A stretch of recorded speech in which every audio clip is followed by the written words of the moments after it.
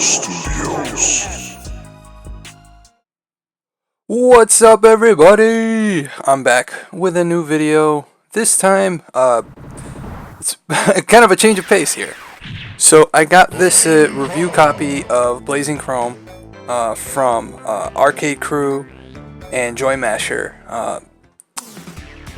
This game is so much fun.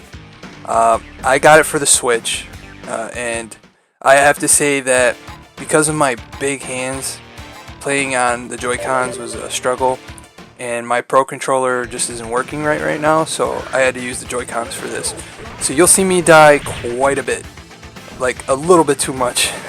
but that goes to the point that this game is super difficult. So I just wrote a couple notes, and what I really wanted to focus on though was the art. This is our channel, not a gaming channel, so I do gaming art. But one of the reasons why I wanted to review it was because of the art in the game. If you look here, a lot of it is very akin to Metal Slug and Contra, and I like to describe it as that. It's pretty much if Metal Slug and Contra had a baby. And it has these huge nods to 90s side-scrolling games like this, adventure games. But I got like vibes of Mega Man. You see a little glitching here, just from the Elgato. But I got some Mega Man vibes too, which is weird because a game this gritty, you don't think of Mega Man. But here are some of the notes that I got. Difficult, even on easy. So on easy mode, you start with 7 continues. On normal, you get 5, and then you have to unlock brutal, which I don't think I'm gonna be unlocking anytime soon. I played this game for about 6 hours before my trip, and then on the trip I played it in the hotel room. So I did have a lot of fun with it, and I'd like to see other reviews, which I'll link it here to GamerThumb's Xbox One review, just so you guys can see the differences. There is a ranking mode, which is awesome, so if you have friends and you just want to see your high scores. The game is rather short, but it has a lot of replayability, so if you want to try to beat your score, you want to play on different difficulties. And one of the parts where it goes to the art aspect is it has filters. So it has just regular filter, 2 CRT filters, and then it has like a, I don't know if you guys remember the ZNES had the Eagle filter. It looks very similar to that filter, so it's very clean. This, right now what you're seeing is just on the regular, game mode. It has some really cool weapons, and the design on the weapons is pretty cool, even though you're only seeing it on these small sprites. But even there, look, it's got that Metal Slug, Mission 3, Mission 1, Mission 2. So to me, this is like a love letter to those really great 90s side-scrollers like Metal Slug and Contra. See a little bit of glitching. This is not the Switch's fault. This is all the Elgato and my system setup. For some weird reason, it kept wanting to switch from 60 frames to 30 frames a second. The bosses, I love the design. It's very similar to Alien. And to be fair, Contra was just like that. A lot of the designs were Alien style. So I always say the influence for the aliens is Alien, and a little bit of Predator. The robots to me feel like, I don't know if you guys have ever watched Robotech. I love the design of Robotech. It's simple but yet detailed, and that's the best explanation I could give for Robotech, the Robotech styling. And like I said before, the NES or SNES and Neo Geo stylings, it's all over this game. The designs are very future punk, or like future punk. I can't even explain it. It's just that weird, dystopian future. Grungy. I fell in love with the game, and you're not expecting much when you get a new game. and I went in with zero expectations, so I was pleasantly surprised that I just wanted to keep playing. And I just kept hitting continue and kept trying to learn the enemy patterns. And that's one of the things I did notice, and it's a lot like older games where the enemies come in the same pattern, and I don't know if that's a plus or a con. If you really want to keep playing the game, you'll eventually get better at the patterns.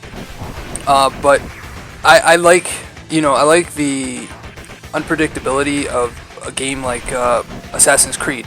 In Assassin's Creed, like Odyssey, the bosses will change up their fighting style, and so like if anyone's ever fought Medusa in Odyssey, she'll keep switching up. She has the same basic patterns, but if you fight her twice in a row after dying, you'll notice that some of the techniques you use the first time won't work the second time. While in this game, the patterns pretty much stay the same. So you'll notice waves of enemies, they come in the same type of waves. So it could be a plus or a con.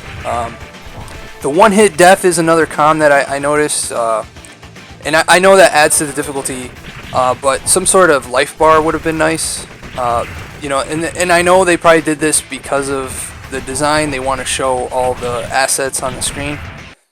And like I said, the predictability. This is a con more for the Switch version, and that's Joy-Cons.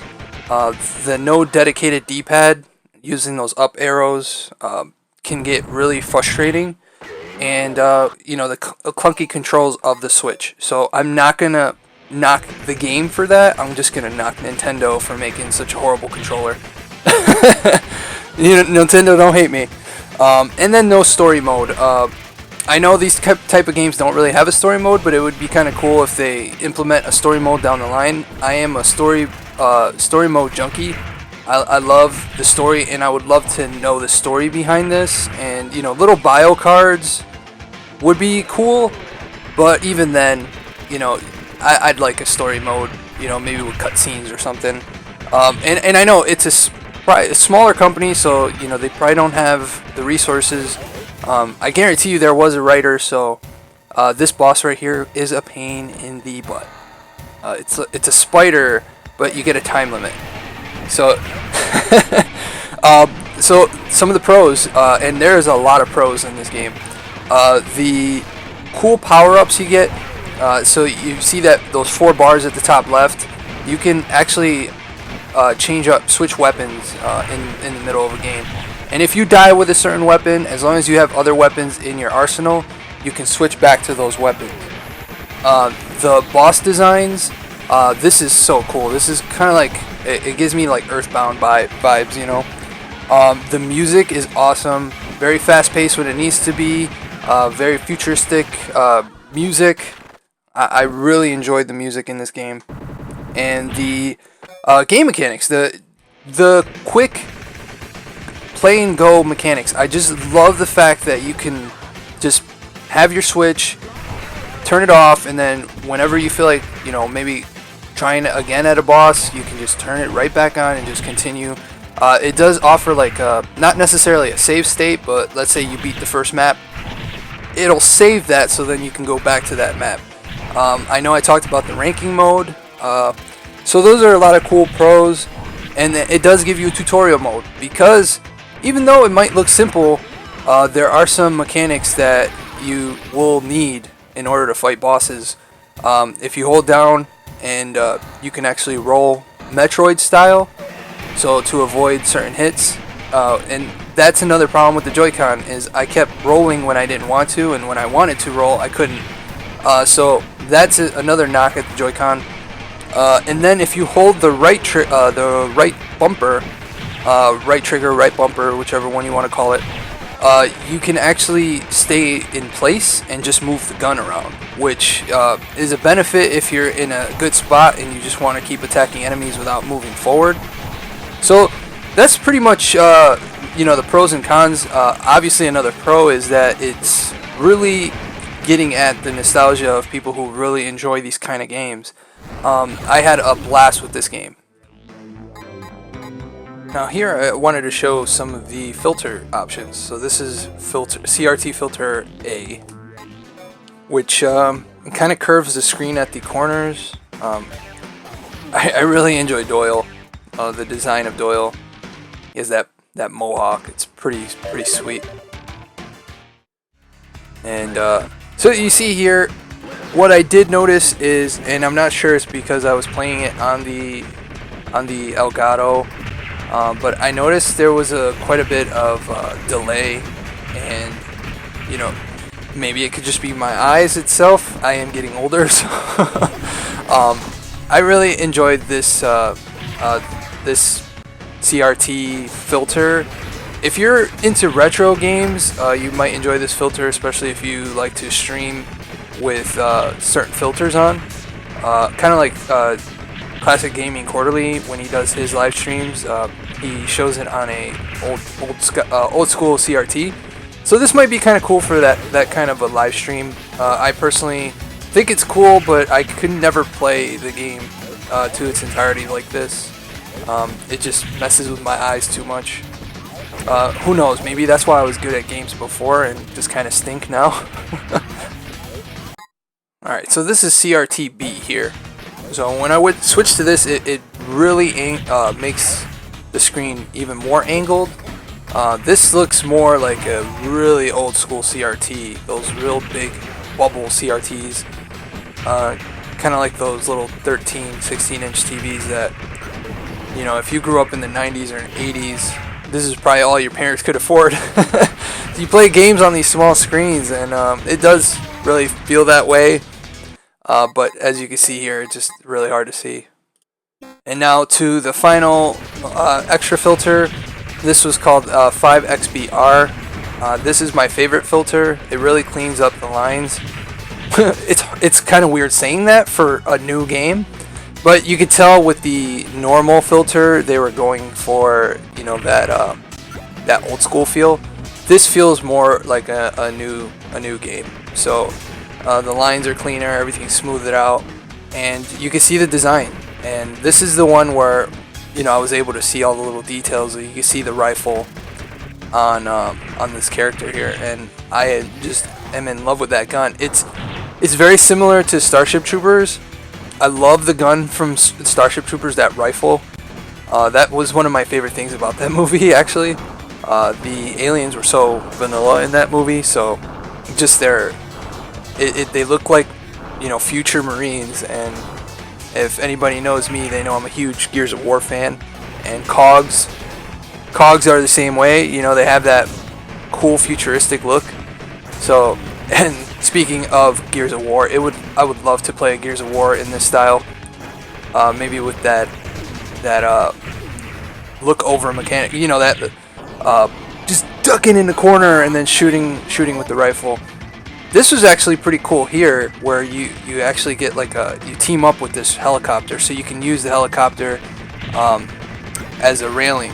So if your robot here, you know, runs out of energy, you see that little energy life bar. So some of the design choices on here is really cool. There is a lot going on, but if your robot dies and you have to get out, you can actually ride on the helicopter there and hang on. This is probably like my 4th attempt on this stage, so I kind of got used to the pattern here.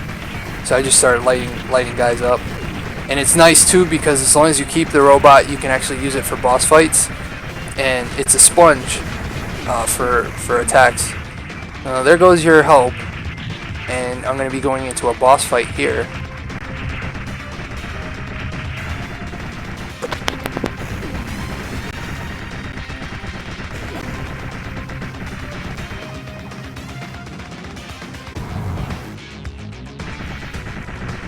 So this boss was kind of annoying. Here he's not bad at all, but there's a second part to this boss fight, and you'll see it in just a second. I don't want to ruin it though, and you know, for anybody who's thinking about getting, you know, the PS4, Xbox, or Switch versions. And I love just shooting. Yeah, this is the second part of the boss fight. So he has 3 little tricks. He will jab you with like an open Kestis, and then you shoot his face, There you go, that's the Kestis right there. And he exposes his center. Another cool thing is that blade that you can, when you get close to enemies, you can use that blade, and it is awesome. It's very Strider-ish. So this, not only a love letter to Contra and Metal Slug, but I feel it's a love letter to a lot of those old games we grew up with. But this boss is a pain, but he's the first boss, so of course that pattern gets faster once he takes enough damage. So my recommendation is, if you do go to him, make sure you have enough continues. But that checkpoint system does help. You don't have to start this stage from the very beginning. If you die here, you can kind of start, I would say, about 2/3 of the stage. Yeah, I'm just getting murdered. But this game is all about repetition and patterns. And I think once I get a hang of it and maybe get my Switch Pro controller fixed, I'll have a lot easier time. When you have huge sausage fingers, it can be a pain to play this game with Joy-Con. But I beat him!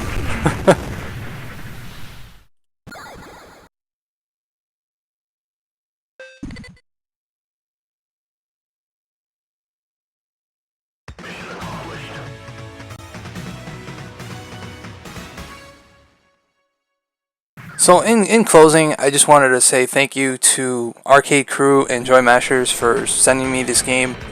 I was pleasantly surprised when I got the game opened and really enjoyed it. I really don't believe in rating systems and scoring systems. I just like to say if a game stinks, if a game's good, own it, rent it. Obviously can't rent games too much anymore. I would definitely recommend this game as a purchase. Not sure how much it's going for right now in the eShop. Every digital shop is a little different. But I would definitely recommend this game, especially for you hardcore Contra fans, Metal Slug fans. If you just want something to pick up and go. I didn't get a chance to try the 2-player mode, but I am so stoked to try this out with my kids, especially because it's not too much of a learning curve. It is hard, but I think with 2 people you can have a lot of fun. I would definitely recommend this game for a lot of reasons, especially if you're trying to pad down your Switch library, because let's face it, there's a lot of garbage games on the Switch eShop.